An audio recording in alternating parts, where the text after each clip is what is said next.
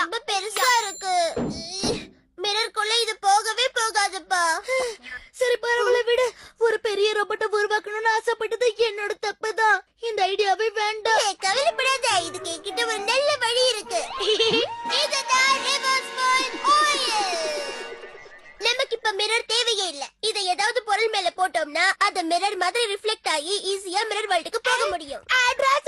அப்ப சூப்பர். வா நாம ஆனா ரிஃப்ளெக்ட் ஆகிறதுக்கு நமக்கு ஒரு பெரிய பொருள் தேவையாச்சு.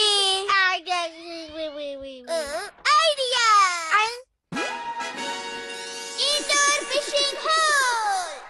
ஆகா, உன்கிட்ட இல்லாத பொருட்களே இல்லப்பா.